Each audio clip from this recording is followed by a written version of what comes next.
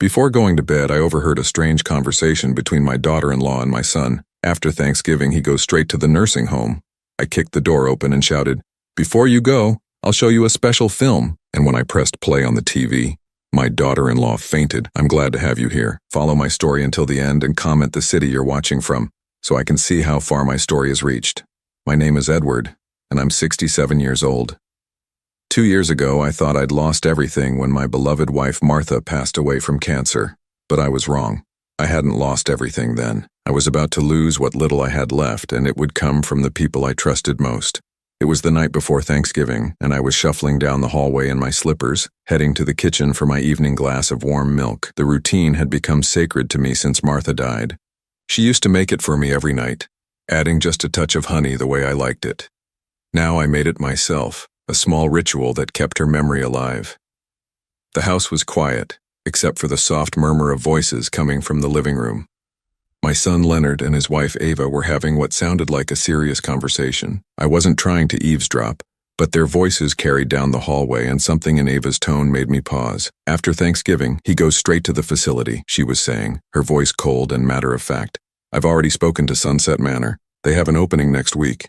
My blood turned to ice. I pressed myself against the wall, my heart hammering so hard I was sure they could hear it from the other room. "Are you sure about this timing?" Leonard's voice was hesitant, but not disagreeing, just concerned about logistics. "What if he asks questions?" Ava let out a sharp laugh that had no warmth in it. "What's he going to do, Leonard? He's completely dependent on us. Besides, we've been patient long enough. Your father takes up the entire guest room, and I'm tired of walking on eggshells around him. This house is too small for 3 adults. But he helped us with the down payment," Leonard said, though his voice lacked conviction. $25,000, Ava. That was his life savings. "And we're grateful," she replied smoothly. "That's exactly why we're not just abandoning him on the street. Sunset Manor is a nice place, clean, professional staff. He'll be better off there." I felt like someone had reached into my chest and squeezed my heart until it stopped beating. $25,000. My life savings, the money I'd scraped together from 43 years of working at the steel mill, the money Martha and I had set aside for our retirement, for emergencies, for our family's future.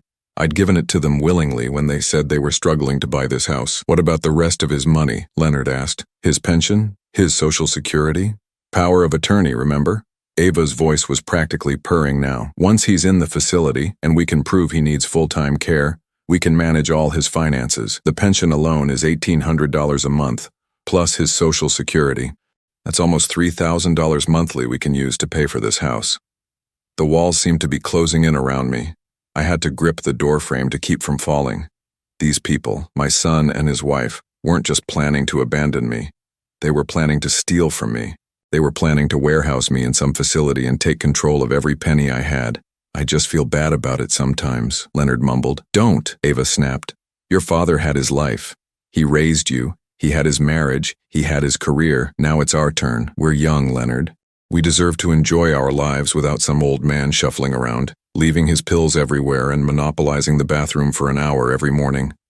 Old man, that's what I was to them, not Leonard's father, not the man who had worked double shifts to pay for his college education. Not the man who had walked him down the aisle at his wedding because his own father had abandoned him when he was 12. Just some old man taking up space. I stood there in that hallway, in my pajamas and worn slippers, feeling smaller than I had ever felt in my entire life. The betrayal wasn't just Leonard's words or Ava's coldness. It was the realization that I had been living a lie for the past 2 years. Every smile, every "How was your day, Dad?" every "We're so glad you're here with us" had been a performance.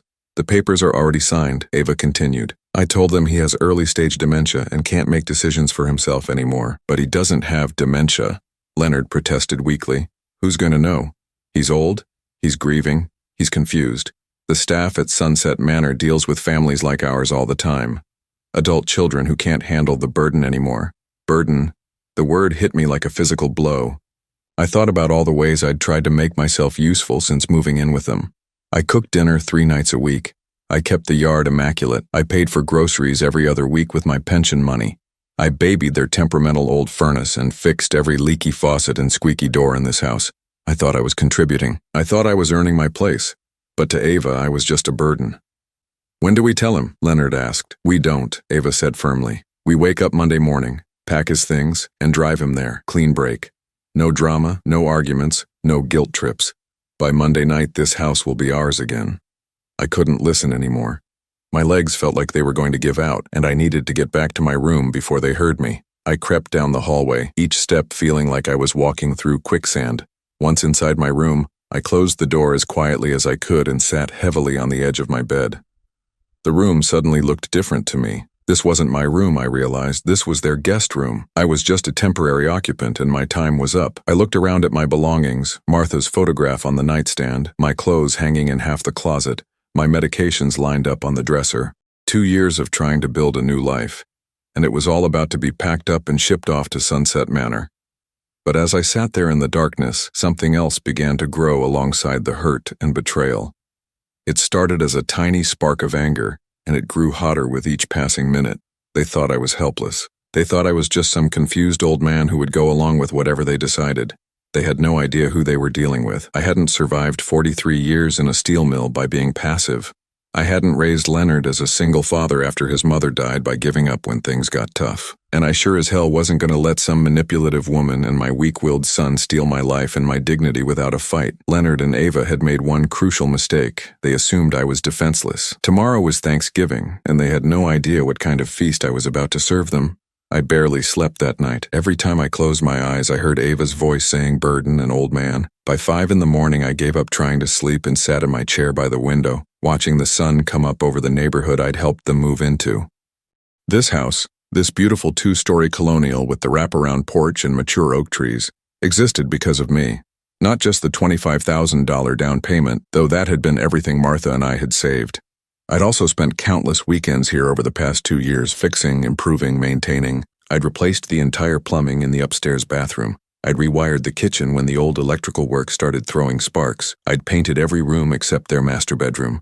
I'd poured my blood, sweat, and savings into making this house a home for my family, and they were planning to throw me away like yesterday's newspaper. As I sat there remembering, the anger that had started last night began to crystallize into something harder, more focused. I started thinking about Leonard when he was growing up and how different things had been then. His mother died when he was 16, cancer, just like Martha. I was 34 years old, working at the mill and suddenly trying to raise a grieving teenager by myself. I could have remarried. God knows there were women interested. But Leonard was so broken by losing his mother that I couldn't bear the thought of bringing someone new into our lives who might not understand what he was going through. So I focused everything on him. I worked extra shifts to pay for his college. I drove 6 hours each way every weekend during his freshman year because he was homesick and struggling. I paid for his wedding to Ava, a $15,000 celebration that nearly wiped out what little savings I had left after his education. I remembered that wedding day clearly now. Ava had insisted on an expensive venue, expensive flowers, expensive everything. Leonard had come to me, embarrassed but desperate, asking if I could help. "Just until we get on our feet, Dad," he'd said. "Ava's family expects a certain kind of wedding." Even then I should have seen the warning signs. Ava's family expected, but they weren't paying. It was always someone else's responsibility to fund Ava's expectations. But I'd said yes because I loved my son, and I wanted him to be happy. I liquidated the small investment account Martha and I had built up, and I handed Leonard a check for $15,000. I told myself it was worth it to see him smile on his wedding day. Now I understood the truth. I hadn't been buying Leonard's happiness. I'd been buying Ava's temporary approval, and the clock had been ticking ever since. I thought about the past 2 years, living in this house with them. All the little moments that I'd interpreted as love and care, I now saw with different eyes. When Ava insisted I join them for dinner every night, I'd thought she was being inclusive. Now I realized she was keeping tabs on me, making sure I wasn't getting too independent or making outside friends. When Leonard suggested I move in with them instead of staying in the apartment Martha and I had shared, I'd thought he was being thoughtful. Now I understood he was getting me away from neighbors who knew me, away from my routine, away from my independence. When they encouraged me to put their names on my bank account just for emergencies, I'd thought they were helping me plan for the future. Now I knew they were planning to rob me. The worst part was realizing how they'd isolated me. Back in my old apartment, I'd had Mrs. Rodriguez next door who checked on me every day. I'd had coffee every Tuesday with my old work buddy Frank. I'd had my routines, my independence, my dignity. Here I had nothing except what they allowed me to have. But they'd made a mistake. They thought 2 years of manipulation had made me helpless, but they'd forgotten something important about me. I might be 67, but I wasn't some doddering fool. I'd managed a crew of 30 men at the steel mill for over 20 years. I'd negotiated with union representatives and plant managers. I'd solved problems, handled crises, and made decisions that affected people's livelihoods. Those skills didn't disappear just because I'd retired. I got dressed quietly and made my way downstairs. Leonard and Ava were still sleeping, which gave me time to think and plan.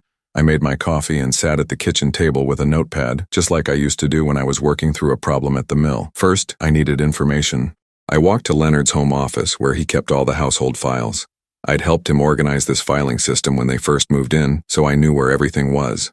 I found the folder labeled Dad's Documents and felt my stomach drop. Inside were papers I'd never seen before.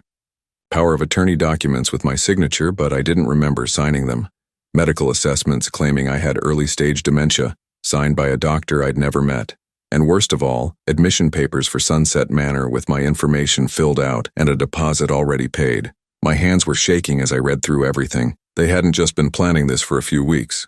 They'd been setting this up for months, maybe longer. Every time Ava had suggested I see a new doctor for my memory issues, she'd been building a paper trail to support their lies. I photographed every document with my phone. Martha had given me this smartphone for my 65th birthday, and she'd taught me how to use the camera.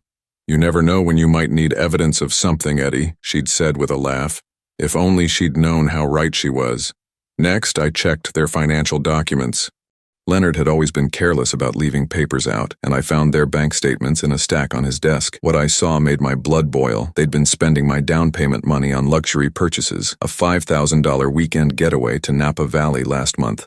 Ava's new car, a BMW that cost more than I'd made in 6 months at the mill. Leonard's golf club membership, which ran $800 a month. They'd taken my life savings and used it to fund a lifestyle they couldn't afford, and now they planned to take my pension and Social Security to keep the party going. I photographed those documents too. But the real discovery came when I found Ava's personal phone, which she'd left charging on the kitchen counter. I knew her passcode because I'd watched her enter it dozens of times. It was Leonard's birthday. Her text messages told the whole story.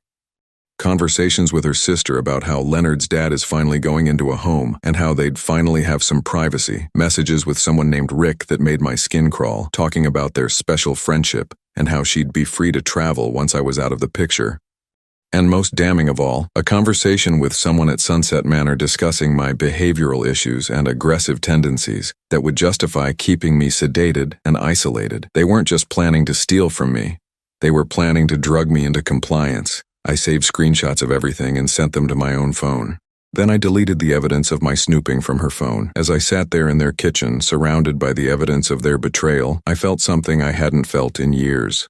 Purpose, focus, the same feeling I used to get at the mill when a crisis hit and everyone looked to me for solutions. Leonard and Ava thought they were dealing with a confused, helpless old man. They were about to learn that they'd picked a fight with the wrong person. Tomorrow was Thanksgiving, and I was going to give them a meal they'd never forget. Thanksgiving morning arrived gray and cold with a light drizzle that matched my mood perfectly. I woke up early, as I always did, and made my coffee in the quiet kitchen while Leonard and Ava slept in. For the first time in months, I felt completely calm. There's something liberating about knowing exactly where you stand, even when that place is on the edge of a cliff. I'd spent most of the previous day making preparations, and now everything was in place. Today would be the last Thanksgiving this family would ever spend together, though Leonard and Ava had no idea what was coming. By 7 in the morning, I was in the kitchen starting the turkey. Ava had assigned me cooking duties weeks ago, which at the time had felt like she was including me in the family traditions. Now I understood it differently. She wanted me to do the work while she took credit for hosting a beautiful holiday meal. It was fitting, really. One last time doing everything while they enjoyed the benefits. I stuffed the 20-pound bird with Martha's recipe, the one I'd been making for 30 years. As I worked, I thought about all the Thanksgivings Martha and I had hosted when Leonard was growing up. Our tiny apartment kitchen could barely fit the turkey, but we'd managed to feed Leonard and whatever friends he wanted to bring home from college. Those had been real family meals, full of laughter and genuine gratitude. This would be something else entirely. Around 9, Leonard wandered downstairs in his pajamas, yawning and looking for coffee. He seemed nervous, which told me he'd been thinking about their plan for Monday. Good, he should be nervous. "Morning, Dad," he said, trying to sound normal. "Turkey smells great." "Just like your mother used to make," I replied, not looking up from the potatoes I was peeling.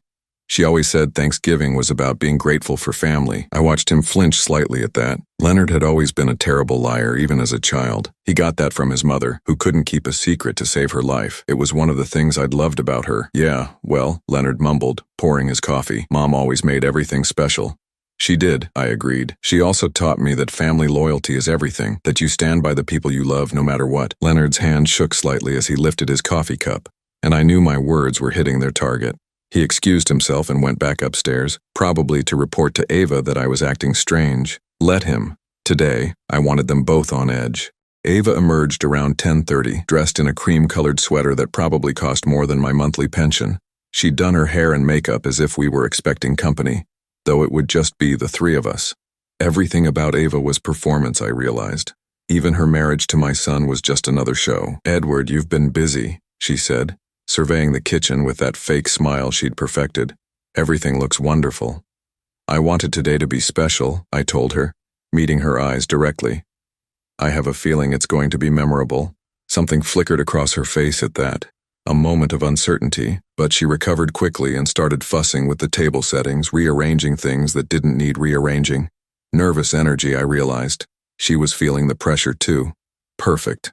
While they both bustled around the house, pretending everything was normal, I made my final preparations.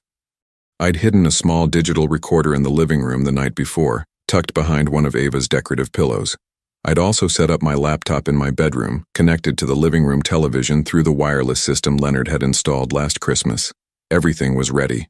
The meal itself was tense, though I don't think Leonard and Ava realized how obvious they were being. They kept exchanging glances, and Ava kept steering the conversation toward safe topics like the weather and Leonard's work. Neither of them mentioned any plans for the weekend, which was telling. Normally, Ava would spend the entire meal discussing her Black Friday shopping strategy. "This is delicious, Dad," Leonard said, cutting into his turkey. "You really outdid yourself." "I wanted to make sure everything was perfect," I replied. "After all, this might be our last family dinner for a while." Both of them froze at that. Ava's fork stopped halfway to her mouth, and Leonard's chewing slowed to a stop. "What do you mean?" Ava asked carefully. I shrugged, playing innocent. "Oh, just that the holidays are busy. People get caught up in their own lives. Sometimes families drift apart without even realizing it." "That's not going to happen to us," Leonard said quickly. "We're family. We stick together." The irony of those words, coming from someone who was planning to abandon me in 48 hours, was almost too much to bear. But I kept my expression neutral. "Of course," I said. "Family is everything." After dinner, we moved to the living room for coffee and the pumpkin pie I'd made from scratch. This was it. This was the moment I'd been building toward all day. "You know," I said, settling into my chair with my coffee, "I've been thinking a lot lately about family memories, about the importance of preserving the truth." Ava and Leonard were sitting on the couch together, both looking increasingly uncomfortable. "The truth?" Ava asked. "Well, yes," I said, reaching for the television remote. "Sometimes people remember things differently than they actually happened. That's why I've started keeping better records of important conversations." Leonard's face went pale. "Dad, what are you talking about?" "I think it's better if I just show you," I said, and clicked on the television. The screen came to life, displaying my laptop desktop. I'd spent hours the night before organizing everything into a clear, devastating presentation. The first thing that appeared was a folder labeled Evidence. "What is this?" Ava demanded, but her voice was already shaking. "This," I said calmly, "is the truth about our family." I clicked on the first file, and the audio from their conversation 2 nights ago began to play through the television speakers. Their own voices filled the room, crystal clear and undeniable. "After Thanksgiving, he goes straight to the facility. I've already spoken to Sunset Manor. They have an opening next week." Leonard's coffee cup slipped from his hands and shattered on the hardwood floor. Ava's face drained of all color as she listened to her own voice discussing my behavioral issues and how they planned to drug me into compliance. "Turn it off," she whispered. "Oh, but we're just getting started," I said, and clicked to the next file. This time it was screenshots of their text messages blown up large enough to read easily. Ava's conversations with her sister about getting rid of the old man. Her messages with Rick about their affair and her plans to travel once I was taken care of. Leonard's emails to Sunset Manor, lying about my mental state and authorizing them to sedate me if I became difficult. "You can't do this," Ava said, but she was swaying in her seat like she might faint. "Actually, I can," I replied. "It's all perfectly legal. These are recordings made in my own home, of conversations about my own life. I have every right to document threats against my well-being. I clicked to the next file, their bank statements showing how they'd spent my $25,000 down payment on luxuries. The evidence was overwhelming and undeniable. "Dad, please," Leonard began, but I held up my hand. "I'm not finished," I said, and clicked on the final file. This one was a video I'd recorded that morning, sitting in this very chair. It showed me, calm and clearly competent, explaining exactly what Leonard and Ava had planned to do to me. I detailed their lies about my mental state, their plans to steal my pension and Social Security, and their intention to have me drugged in a nursing home. "This video," I said as my recorded image spoke on the screen, "along with all the other evidence, has been sent to my lawyer, to the police, and to the State Attorney General's office for elder abuse investigation." That's when Ava finally broke. She let out a strangled cry and pitched forward off the couch, hitting the floor in a dead faint. Leonard scrambled to catch her, but he was too late. I looked down at them both, him kneeling on the floor trying to revive his unconscious wife, her lying there like a broken doll, and felt nothing but cold satisfaction. "The funny thing is," I said conversationally as Leonard patted Ava's face, trying to wake her up, "I really was planning to go along with whatever you decided. I thought maybe you knew something I didn't about what was best for me." Leonard looked up at me with tears in his eyes. "Dad, I'm sorry. I'm so sorry. We can fix this." I shook my head. "No, son. Some things can't be fixed, but they can be paid for." As Ava began to stir on the floor, moaning softly, I stood up and walked toward my bedroom. I had phone calls to make and arrangements to finalize. The real Thanksgiving feast was about to begin. The silence that followed was deafening. Ava lay on the living room floor, Leonard kneeling beside her with a wet cloth he'd grabbed from the kitchen. She was conscious now, but barely coherent, mumbling something about lawyers and mistakes. Her perfect Thanksgiving outfit was wrinkled and stained with spilled coffee, and her carefully styled hair hung in her face like wet strings. I remained standing by the television, the remote still in my hand, watching them both with the detached calm of someone who had finally stopped pretending everything was fine. "Help me get her to the couch," Leonard pleaded, but I didn't move. "She'll be fine," I said. "Shock wears off quickly, trust me, I know." Leonard managed to help Ava sit up against the couch, and slowly her eyes focused on me. The look she gave me was pure hatred, mixed with something I'd never seen from her before. Fear. "You have no right," she whispered, her voice hoarse. "Those were private conversations. In my house," I replied calmly, "about my life, about stealing my money and having me drugged. I'd say I have every right." "It's not your house," she snapped, finding her voice. "Your name isn't on the deed." I smiled at that. It was the first genuine smile I'd felt in months. "Actually, Ava, that's where you're wrong." Leonard looked confused. "What do you mean?" "I mean that when I gave you that $25,000 down payment, I didn't just hand you cash and walk away. I went to the closing with you, remember? I signed papers too. I insisted on being added to the deed as a partial owner, proportional to my contribution." The color drained from Leonard's face as he remembered. "But the lawyer said exactly what I asked him to say, that it was a family gift. But the legal documents tell a different story. I own 37% of this house, Leonard. You can't sell it without my permission, and you certainly can't kick me out of it." Ava struggled to her feet, swaying slightly. "That's impossible. We would have known. You would have known if you'd read the documents instead of just signing wherever Leonard pointed. But you were too excited about getting your hands on my money to pay attention to the details." I walked over to Leonard's home office and returned with a folder I'd retrieved earlier. Inside were copies of all the closing documents with my ownership percentage highlighted in yellow. 37%, I repeated, placing the papers on the coffee table. "Plus, since you've been using my pension money to help pay the mortgage for the past 2 years, that percentage has actually increased. My lawyer estimates I now own approximately 42% of this property." Leonard was staring at the papers like they might catch fire. "But why didn't you tell us?" "Because I trusted you," I said simply. "I thought we were family. I thought you'd treat me with respect and dignity. I never imagined you'd try to steal from me and warehouse me in a facility." Ava was regaining her composure and with it, her viciousness. "You're a manipulative old man. You tricked us." "I protected myself," I corrected. "Something I learned to do after 43 years in a steel mill, dealing with people who thought they could take advantage of me." She lunged toward the television, trying to grab the remote from my hand. "Turn that off. Delete everything." I held it out of her reach easily. "It's too late for that, Ava. Everything's already been uploaded to cloud storage and sent to multiple recipients. Even if you destroyed my laptop, the evidence would still exist." Leonard was reading through the deed documents, his face growing paler with each page.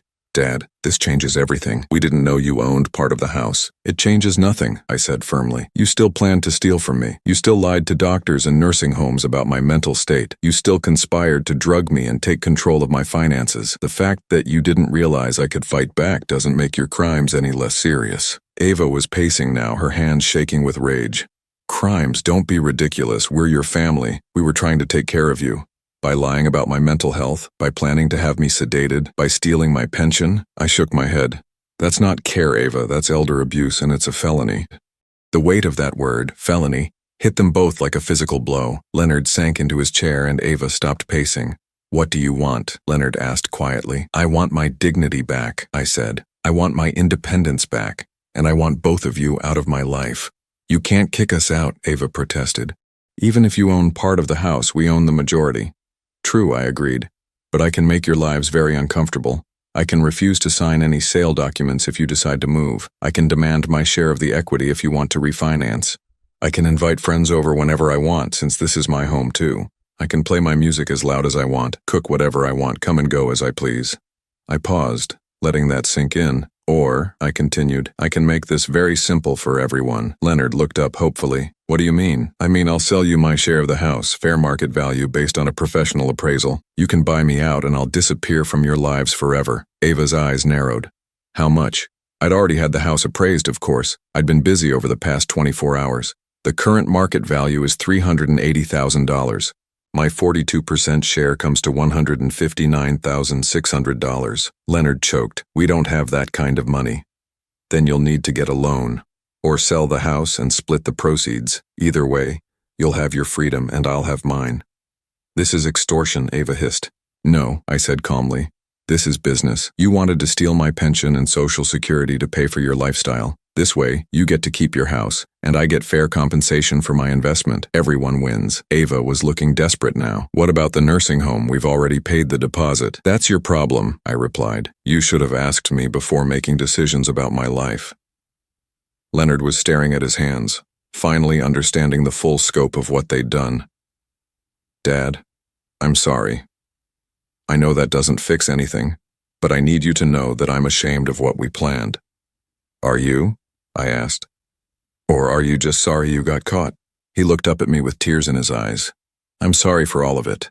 I'm sorry I let Ava convince me that this was the right thing to do. I'm sorry I betrayed you. I'm sorry I forgot everything you taught me about integrity and family loyalty. For a moment, I almost softened.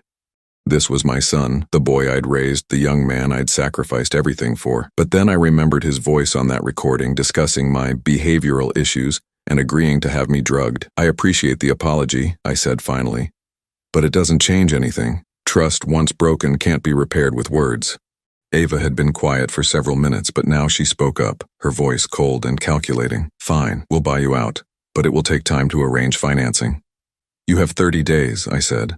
After that, I start charging rent for my bedroom and I'll be inviting friends over regularly. Remember, this is my home too.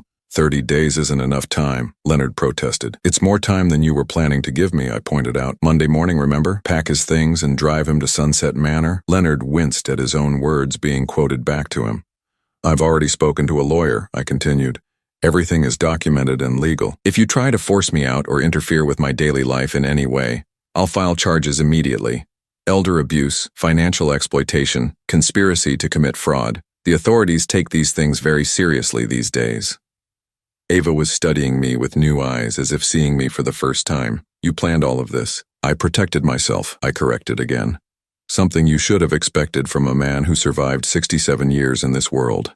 The afternoon sun was setting outside, casting long shadows across the living room. What should have been a peaceful Thanksgiving evening felt more like the aftermath of a war. In a way, I suppose it was. I'll be in my room, I announced, standing up. I suggest you two start making some phone calls. Banks, mortgage companies, whatever it takes. The clock is ticking. As I walked toward the hallway, Ava called after me. You'll regret this, Edward. Family is all you have left. I turned back to look at them both, sitting in the wreckage of their schemes and lies. No, Ava, I said quietly. Family is what I thought I had. What I actually had was two people using me until I was no longer useful. The difference is, I finally learned to tell the difference. The last thing I heard as I closed my bedroom door was Ava's voice, sharp and angry. berating Leonard for his stupidity and weakness. Their perfect marriage was already showing cracks under pressure. Good. Let them turn on each other. I had my own future to plan. The next 3 weeks passed in an atmosphere of Cold War. Leonard and Ava moved through the house like ghosts, speaking to me only when absolutely necessary, and conducting their frantic phone calls behind closed doors.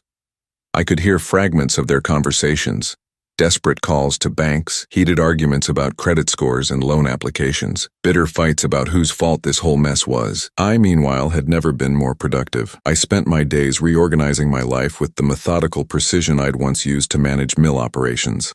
I opened a new bank account at a different institution and had my pension and Social Security deposited there directly. I hired a moving company to pack up and store Martha's belongings, things I'd been too sentimental to deal with before. I even bought myself a new car, a reliable Honda that would serve me well in whatever came next. Most importantly, I contacted my old friend Frank, who'd retired from the mill 3 years before me. His wife had passed 6 months ago, and he'd been struggling with loneliness in the big house they'd shared for 42 years. "Eddie," he'd said when I called, "I was just thinking about you. How's life with the kids?" "Complicated," I'd told him. "Actually, that's why I'm calling. How would you feel about getting a roommate?" By the end of that conversation, Frank and I had worked out an arrangement that would benefit us both. He had a 4-bedroom house with no mortgage and too much space for one person. I had a buyout coming that would let me pay my fair share of utilities and groceries while maintaining my independence. We'd known each other for 30 years, fought side by side through union negotiations and plant closures. We understood each other in ways that didn't require explanation. Leonard and Ava, meanwhile, were discovering just how financially precarious their position really was. Without my pension money helping with the mortgage, they were stretched thin. Leonard's salary as a mid-level manager barely covered their basic expenses, and Ava had never held a steady job in the 3 years they'd been married. The luxurious lifestyle they'd built on my money was crumbling fast. On a gray December morning, exactly 26 days after Thanksgiving, Leonard knocked on my bedroom door. "Dad, can we talk?" I opened the door to find him looking haggard and defeated. His clothes were wrinkled, his hair unwashed, and he had the hollow-eyed look of someone who hadn't been sleeping well. "What's on your mind?" I asked, though I had a pretty good idea. "We can't get the loan," he said simply. "Every bank turned us down. Our debt-to-income ratio is too high, and with Ava not working." He trailed off, staring at the floor. I waited, letting the silence stretch. "The thing is," he continued finally, "we called around to some real estate agents. Even if we sold the house after paying off the existing mortgage and the real estate fees, there wouldn't be enough left to pay you your share." "I see," I said calmly. "And what does Ava think about this development?" Leonard's face twisted with something between pain and embarrassment. "Ava thinks we should fight you in court, try to prove that the ownership documents were signed under duress or something." "And what do you think?" He looked up at me with eyes that reminded me of the 16-year-old boy who'd lost his mother all those years ago. "I think I've already lost my father, and fighting you in court won't bring him back." For the first time since Thanksgiving, I felt a flicker of the old affection for my son, but it was immediately tempered by the memory of his voice on that recording, casually discussing how to drug me into compliance. "What are you proposing, Leonard?" "I don't know," he admitted. "I was hoping maybe you had some ideas." I studied his face for a long moment. There was genuine remorse there, I thought, but also desperation. Leonard had always been weak-willed, easily influenced by stronger personalities. First by his grief after his mother died, then by his desire to please Ava, now by his fear of losing everything. "I might have a solution," I said finally, "but you're not going to like it." Hope flickered in his eyes. "What is it?" "Ava has to go." The hope died instantly. "Dad, I can't just—" "She's the problem, Leonard. She's always been the problem. You were a decent man before you married her, and you might be one again after she's gone. But she's my wife. She's a woman who convinced you to betray your own father for money," I said bluntly. "She's a woman who's been cheating on you with someone named Rick while planning to use my pension to pay for her affair." Leonard's face went white.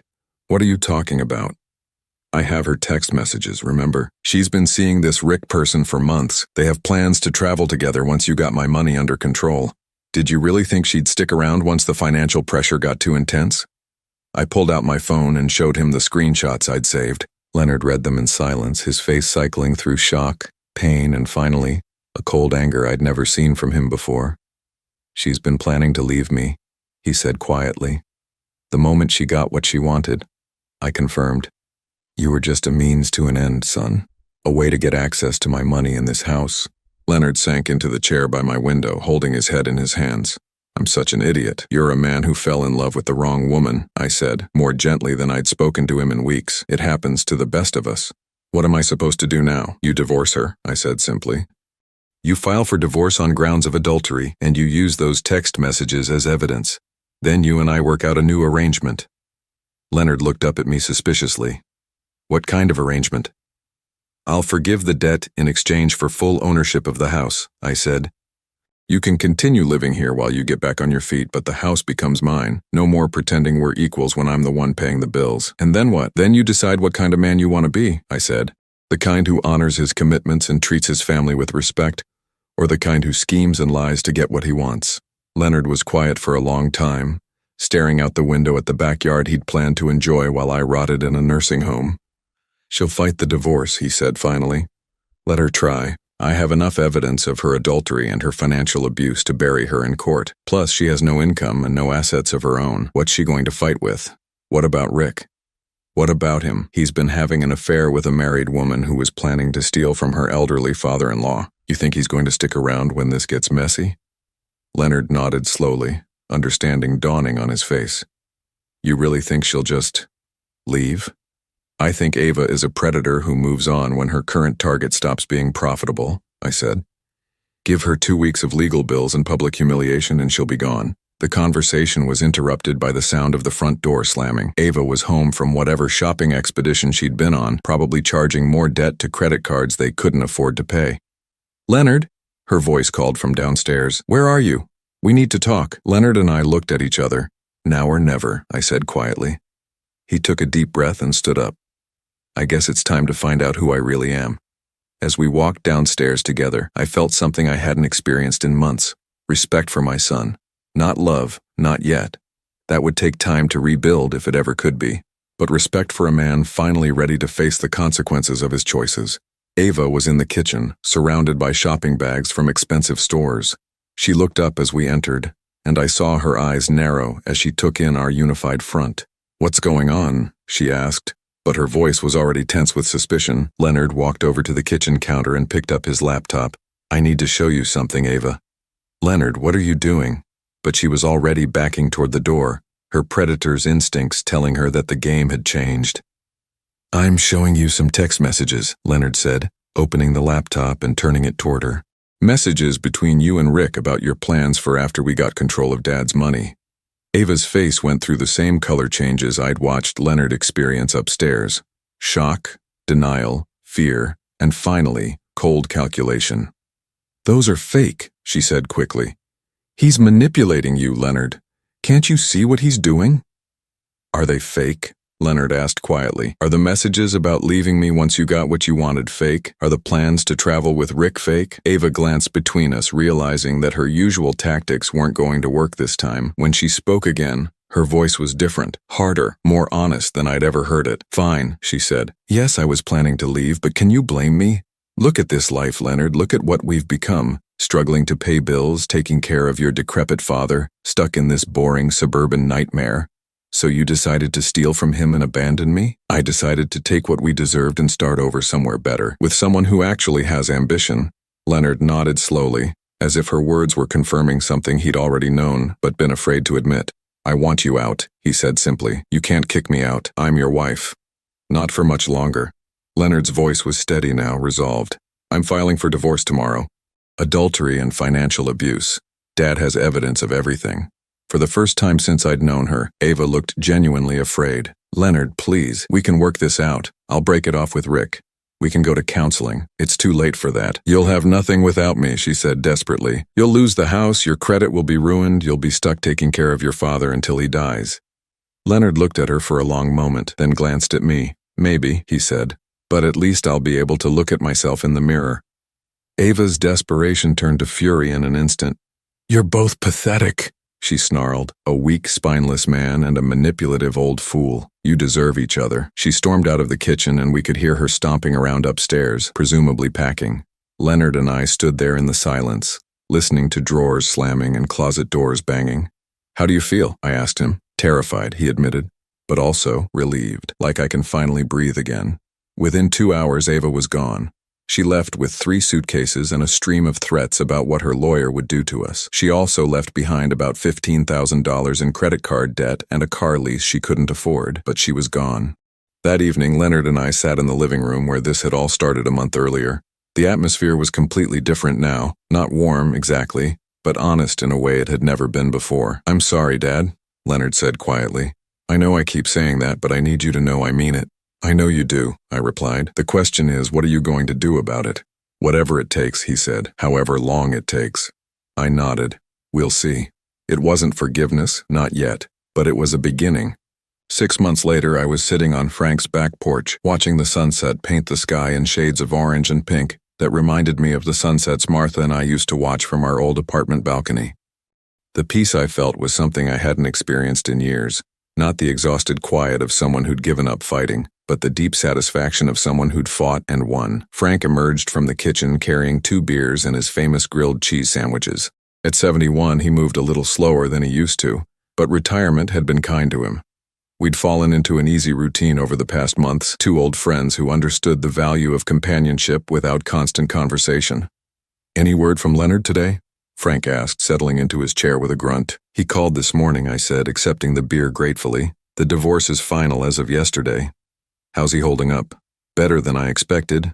Ava tried to fight for half the house, but when her lawyer saw the evidence of adultery and financial abuse, they settled quickly. She got nothing except her personal belongings and her debt." Frank chuckled. "Karma's a funny thing, isn't it?" "Sometimes," I agreed. "Leonard's been working 2 jobs to pay off the credit cards she left behind, but he says it feels good to be earning his way honestly again." The truth was, Leonard had surprised me over the past months. Without Ava's influence, he'd reverted to something closer to the man I'd raised. He was working as a manager at a local hardware store during the day and doing freelance bookkeeping in the evenings. It wasn't glamorous work, but it was honest, and he seemed to take pride in it again. He'd also been slowly paying me back for the money they'd stolen, $500 at a time.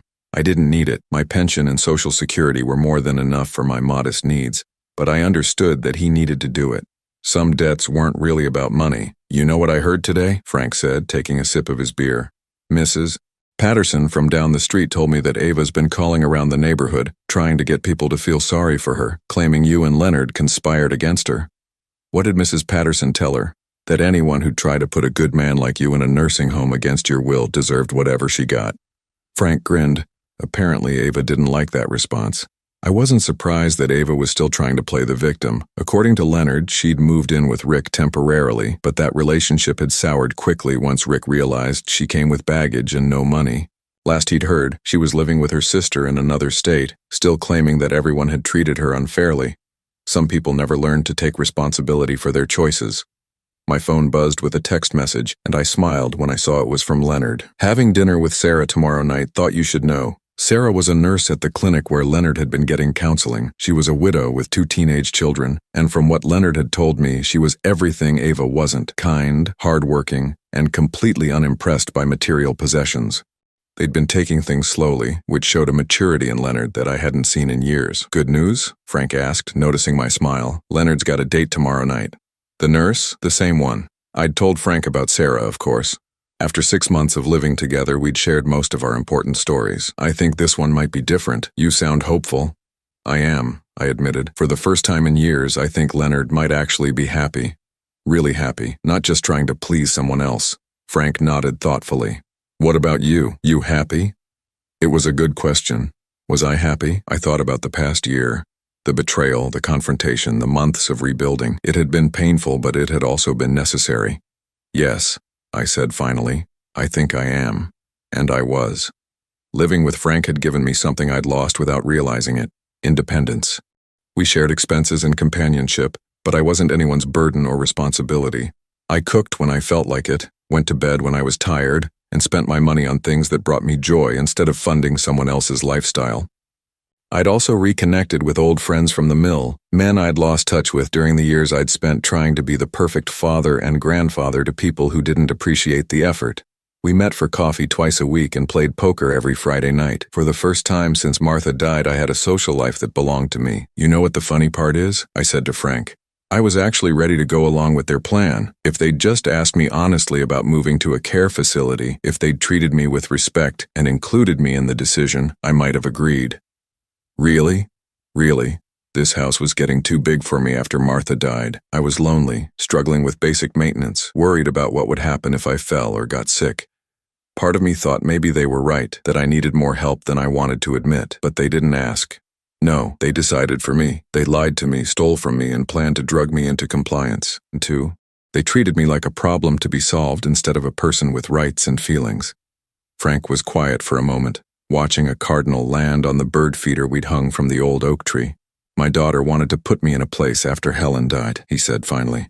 Said she was worried about me being alone in this big house.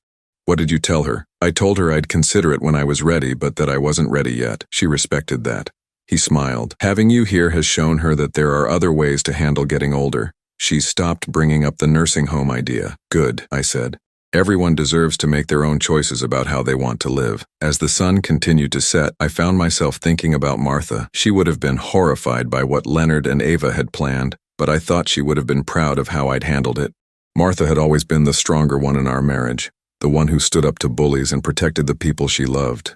In fighting for my independence, I'd finally learned to channel some of her strength. Edward? Frank's voice interrupted my thoughts. Yeah? I'm glad you're here. This old house was getting too quiet without Helen. I'm glad I'm here too, I said, and meant it. My phone rang and I was surprised to see Leonard's number. He usually texted unless something was wrong. Dad? His voice sounded strange, excited but nervous. What's going on, son? I need to ask you something. It's about Sarah. I felt a smile tugging at my lips. Go ahead. I want to ask her to marry me. I know it's only been 6 months since the divorce, but we've been talking about it and we both feel ready. But I wanted to ask for your blessing first. The request surprised me. The old Leonard would have just announced his decision, probably after Ava had already planned the whole wedding. This showed a consideration and respect that had been missing for years. Tell me about her, I said. She's nothing like Ava, Leonard said immediately. She works hard, she's independent, she pays her own bills. She's raised 2 kids mostly on her own after her husband died in Afghanistan, and she's done an amazing job. They're good kids, respectful and responsible. How does she feel about your situation? The debt, the struggle to rebuild? She respects it, Leonard said. She says she'd rather be with someone who's working to fix his mistakes than someone who never makes any. She's not looking for someone to take care of her financially. She wants a partner. I thought about that. A partner. What a different concept from what Leonard had had with Ava, where he'd been expected to provide while she consumed. What about her kids? How do they feel about you? They're cautious, which I think is smart. Their mom has been single for 4 years and they're protective of her, but they've been respectful. And I think we're building trust slowly. And you? How do you feel about becoming a stepfather?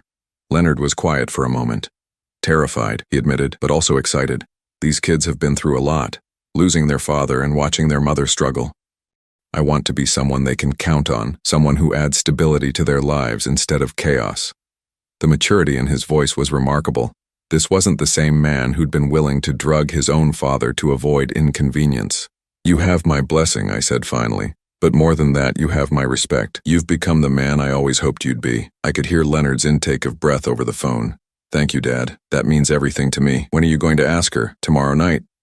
I saved up for a ring. Nothing fancy, but something meaningful. I want to do this right. After we hung up, Frank looked at me expectantly. Good news? The best, I said. I think my son is finally growing up. As the last light faded from the sky and the first stars appeared, I felt a contentment I hadn't known was possible. My family had broken apart and rebuilt itself into something different, something honest. Leonard was becoming a man I could be proud of, and I was living a life that belonged entirely to me. It wasn't the ending I'd expected when I overheard that conversation on Thanksgiving night. It was better. Because sometimes, when you finally stop trying to be what other people want you to be, you discover who you really are. And sometimes, if you're very lucky, the people who matter most discover it too. The old Edward, the one who'd been willing to sacrifice his dignity for the illusion of family harmony, was gone. In his place was a man who knew his worth and wouldn't settle for less than he deserved. And that man was finally truly free.